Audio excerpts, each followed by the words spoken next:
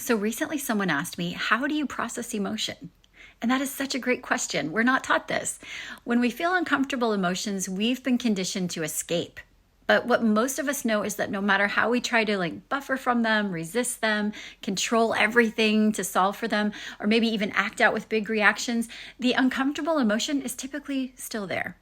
But we can also allow the emotion, intentionally feel it and process it through. You know the saying, feel it to heal it, and then it passes. It's temporary. It doesn't get stuck in the body, causing tension or symptoms or even illness. Now, one mistake a lot of us make is trying to process emotion with our thinking.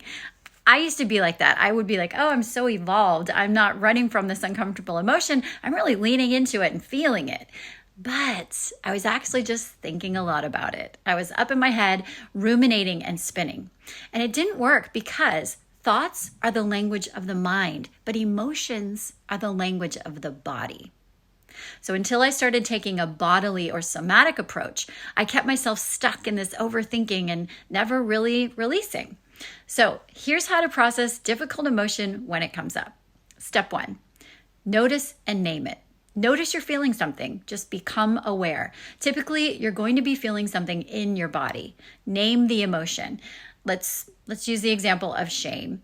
It could be embarrassed, humiliated, angry, irritated, sad, disappointment, nervous, fear, whatever. The circumstance that preceded the feeling will give that context. Just notice and name it. Step 2, detach. You got to depersonalize it for a minute and know that you are not your thoughts and emotions. So become a watcher or narrator. Just be like a fly on the wall observing yourself. This will help you stay neutral. Step 3, shift that neutral awareness into your body. Get out of your head. Maybe even close your eyes, intentionally drop in. Then in a very neutral, even clinical way, start to describe the bodily sensations you're feeling. Emotions are just vibrations in our body, so describe the sensation. Maybe even pretend you're talking to an alien who has no context of what shame is, right? Just describe what you're sensing, not what you're thinking, only sensing. So you might say, there's a heat in my cheeks, like a pins and needles, like flesh feeling. Maybe a gripping in your throat. There's a lump. Maybe there's a pressure in your solar plexus or butterflies in your stomach, some buzzing around. It's different for everyone. There's no right or wrong. Just whatever you can tune into your body and just notice all of that.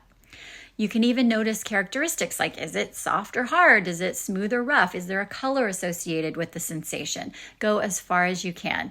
And notice as you bring awareness to it, how does it change and shift? Maybe that's enough. We allowed it. We didn't make it a problem. We felt the sensation and it could already be dissipated and gone. But if not, here's step 4. Stay with it and let it move you. Literally, what is your bodily impulse? Tune in and sense what your body wants and how does it want to move? Does it want to curl up and rock or stand up and sway back and forth? Do you feel like punching a pillow or stretching or shaking, stomping, dancing, kicking, maybe rubbing your skin, jumping jacks, right? This is so foreign to so many people, but let me just shout it from the rooftop. When you work with the body, this is going to shift your state and help process that emotion through. So give yourself permission to just look weird, right? Just go for it. So for me, the last time I processed shame, I did some pacing back and forth. I shook out my hands like this. I swayed my arms back and forth. I stomped a little. I hugged myself in this rocking chair that I'm in right now. And boom, I could just feel it all start to release. And that's it. Once you've taken these steps, the emotion has usually passed. And once it's passed and you've shifted your state, usually you have a different story. Story follows state. So now you can access more clarity and creativity and calm and compassion and confidence. Things that looked really urgent or catastrophic don't really look so threatening anymore. You can start to see options and let it go. Then you might feel better for a while and then you'll think a thought and the feeling could return, and chances are it will be less intense, but you can just repeat this process until you can look back on the circumstance with neutrality or experience the same circumstance and just feel neutral every time. That's it. That's my process. I do want to say one last thing. Try thanking your body for the emotion, for just letting you know something, just carrying you a message, sharing that insight about yourself. Because once you start communication with your body, speaking its language, respecting it, caring for it, that's the basis of self-love, holistic health, and just feeling great. So there you go. Tell me what you think. If you try this process, I definitely want to hear your results. Bye, everyone.